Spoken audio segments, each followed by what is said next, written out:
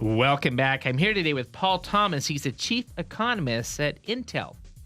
Paul, welcome to today's show. Thank you. Very glad to be here. So, Paul, can you outline your background? How did you get to where you are today? I think I mostly did it backwards. I was a biology undergrad at Caltech and had always loved politics and American history, but couldn't imagine doing it professionally, and took a fantastic course in my junior year. And one of the things I found in the history, it was an history of American politics course, is there were economists and political scientists who were at the course. This was typical of Caltech. Faculty members will show up for courses sometimes just to listen to their colleague. And the arguments about economic methods that took place were eye-opening.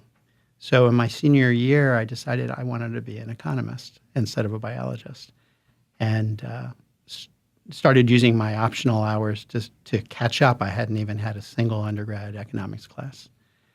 And have been, I can't say I was self-taught because I've been taught at the graduate level, but I'm self-taught at the principles and somewhat at the intermediate level. So when your senior year, and then you went on to do postgraduate. I went on to have a long and varied career as a grad student, which isn't the way you're supposed to do it, and eventually got my PhD from Washington University School of Business in business economics.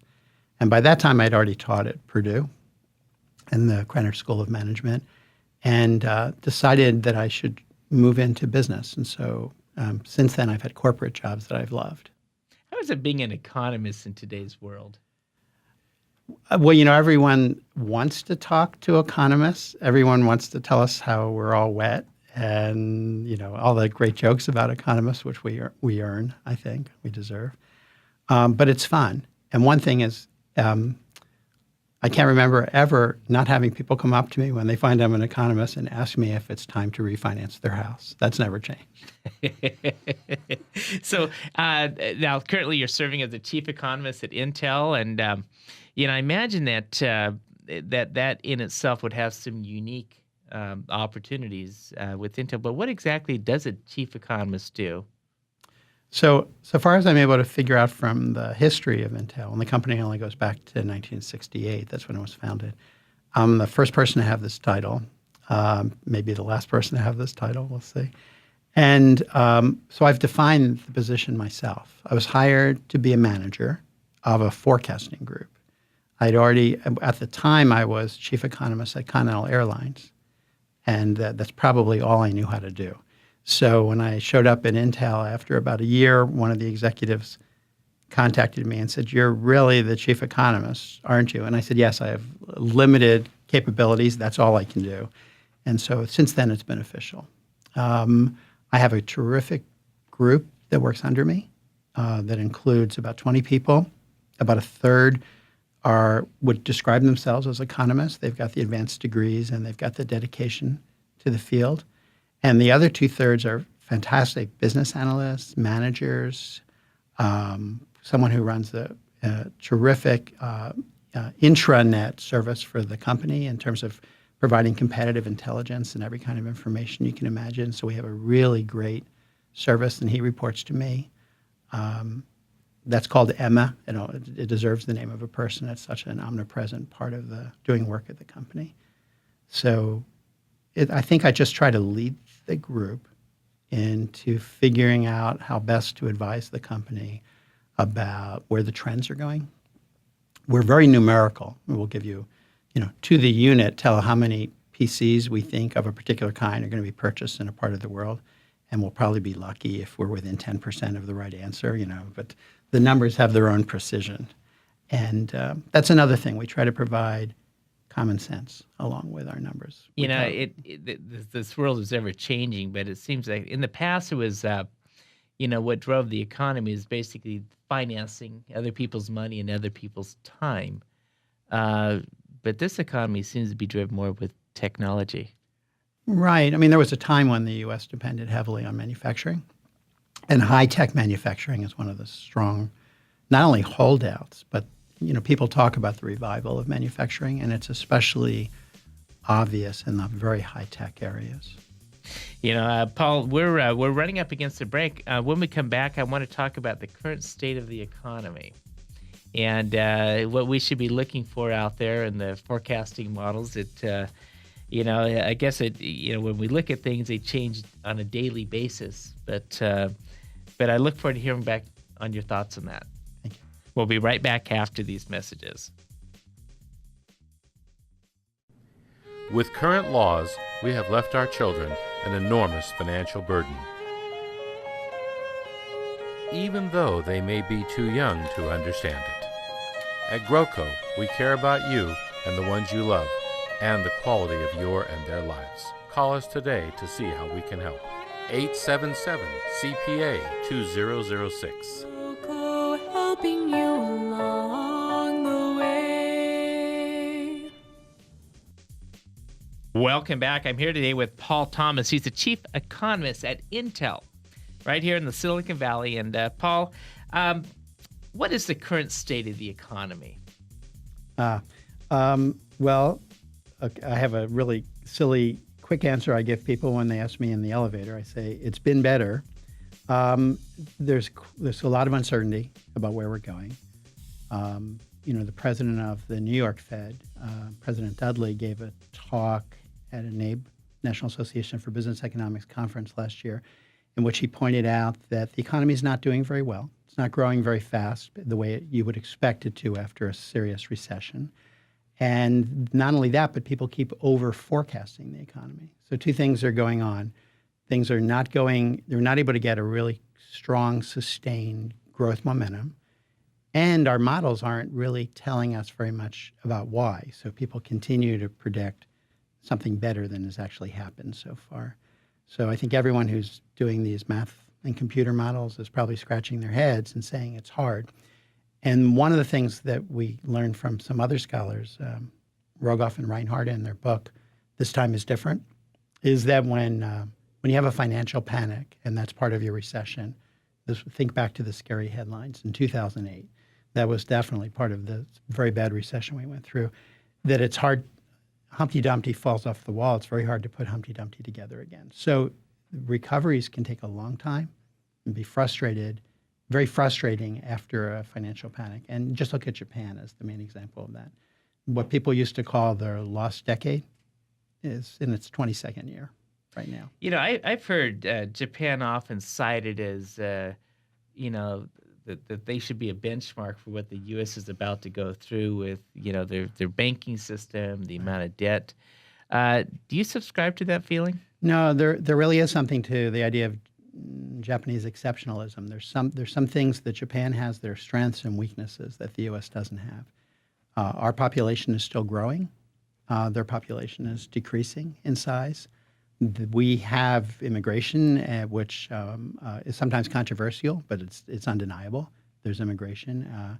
Japan doesn't allow much immigration, and being an island nation, it's not that hard for them to restrict immigration. So they have an aging population, aging much faster than ours. We felt there was a time we probably felt somewhat inadequate when we compared our personal savings rate, which was in single digits, and sometimes people thought close to zero, to the Japanese rate, which you remember used to be 20, 30, 40%, but their rate is about the same as ours now because people are in that phase of their life. They're retiring. You engage in, as economists like to call it, dissavings at that point. And so one of the things that people are worried about with Japan is they finance their own government deficit primarily through their citizens engaging in various kinds of treasury purchases, Japanese treasury purchases. But with the low savings rate, they may have to go to the outside world to do that. And we haven't, as all of us as potential investors, we haven't thought very much about investing in Japanese government bonds. They're in various portfolios, but they're not big. And there are some people, Jim Smith is one of them, an independent economist on the East Coast, who believes they're going to have a very tough time when they have to start paying non-domestic market rates to raise money. So I think Japan has its own problems. Let's just acknowledge that they have their own very aggressive program right now, which people are calling Abenomics, to try to get out of the doldrums that they're stuck in. Some people think that that's going to take them to ruin faster, and other people think that they're actually going to generate animal spirits and get better growth. I'm visiting here today with Paul Thomas. He's the chief economist at Intel, and we've been talking about the current state of the economy. Paul, we need to take a quick break, and when we get back, I want to talk about the baby boomer generation and how the retirement is forecasted to affect our economy. Thank you. We'll be right back after these messages. He's the world's most trustworthy man. Tax filing deadlines are scheduled around his vacation calendar. The IRS agent who audited his client apologized.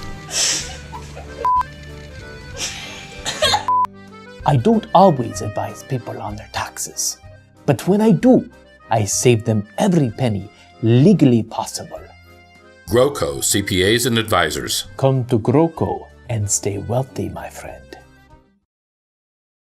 Welcome back. I'm here today with Paul Thomas. He is the chief economist at Intel, and we've been visiting on the current state of the economy, the economic growth. And Paul, I want to turn the page here now and talk about the baby boomer generation and how they're currently affecting the economy. I read a study written by Deloitte a few years back saying that in 2010, 80% of the American workforce would be retiring within the next 10 to 15 years, and representing that the baby boomers, as they exited, they were going to leave these huge gaps that couldn't be filled in. And so, when we look at what you're doing at Intel and forecasting growth, how do you feel the baby boomer, the aging population there, will affect our economy as a whole? Okay. Well, those are two really good questions, because there's a question of what we at Intel, how we anticipate that's going to affect, let's say, the markets and the opportunities. So let me and the other question is sort of what happens to the general economy with an aging population starting to retire. And we have the baby boomers just now reaching Social Security eligibility, and therefore we're getting a lot of monthly retirements, and that will continue as a huge generation. Sometimes people think of it as being essentially standing out relative to the generation before and the generation after. And one of the surprising numbers that I've heard at conferences is that the following generation is actually larger, which is surprising because we know that the baby boomers had fewer kids than their parents did. So you would think you wouldn't get such a large population again. But there was a tremendous amount of immigration in the U.S. that occurred, for example, in the 1990s. Families came in with fairly young kids, helping to keep the average demographic younger. They came in from countries that tended to have higher birth rates, and at least for the first 10 to 20 years, they continued, their birth rates are somewhere between the typical American growth rate and the growth rate in their countries, let's say if it's Latin America. What I've heard is their birth rate is falling closer to the birth rate of Americans. The recession may have had something to do with that. Recessions always slow down birth rates. But they still, for a number of years, are going to give us a greater population growth. And that makes that generation fairly large. Now, from an economist point of view, a microeconomist point of view, that's my point of view, immigration is a great thing, and population growth is great. Now, if you can worry about straining the resources, and people definitely worry about the effect on the budget, but from what I've seen in the literature, I believe that immigration pays back in large ways. You end up with a much younger population, a more dynamic population. And let's go back to the technology for a moment. It's young people who push the new technology. People my age are complaining, I don't like to type on this. I accidentally touched the GPS and it's not telling me where I want to go. And we were very comfortable with technology that made our parents uncomfortable. I mean, how many of us have had to teach our parents how not to screw up the TV with the remote controls, with the 5 remote controls that sit in front of most media centers? But we're going to need help in not screwing up all of the computers and devices and tablets and smartphones. So you need young people to push you in technology. The U.S. is essentially, within the U.S., people have babies at just the replacement rate. So our population stays more or less constant. Immigration keeps us growing. And I know this is controversial, but I believe that that's good, very good for the economy. You know, it's interesting as technology gets better and better, this world becomes a lot smaller. And I imagine that working at Intel, and you're doing your forecasting, you're not limited just to what's happening here in the U.S. In fact, I kind of laugh because when I buy a computer at Dell, they ask me to check a box, say I will not export this unit outside the U.S. I'm like, but the unit was made in another country. Well, there are some export controls so that the computers don't go to unfriendly countries. Okay, and there definitely are export controls for that. But when Intel and other large companies in technology look at the world opportunity, the U.S. can be the single best market. The China market is usually larger. It may not be in dollar terms quite as rich a potential, but in unit terms it is now. And China's got 4 times the population than we do. So it's only natural as their income, which currently is about 1/8 our income, as their income catches up, they're going to become a better and better market.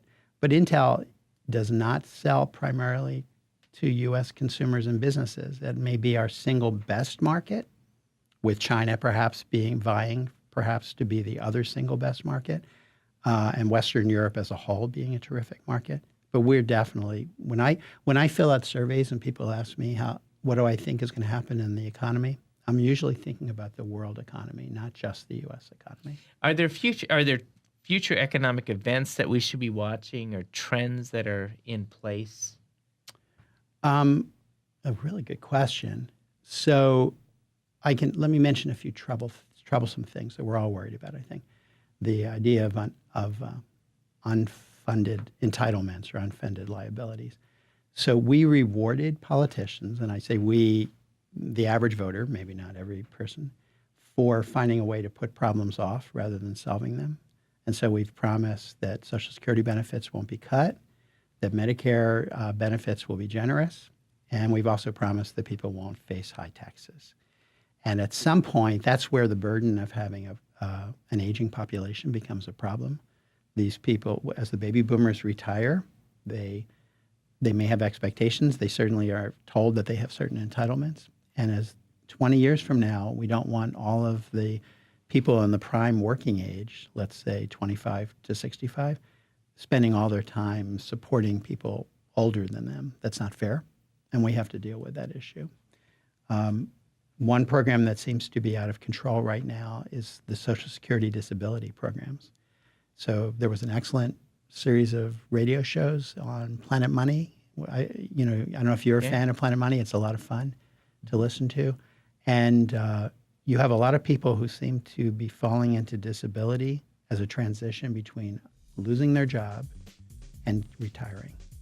And people sort of aspire to stay on the disability program until they're eligible for Social Security. Obviously, we need to confront this issue. It's very expensive. It's not what disability was intended to do. I've been visiting today with Paul Thomas. He's the chief economist at Intel. And Paul, we're up against a break. I'd like to thank you for being on today's show. Thank you very much. This was a lot of fun. We'll be right back after these messages.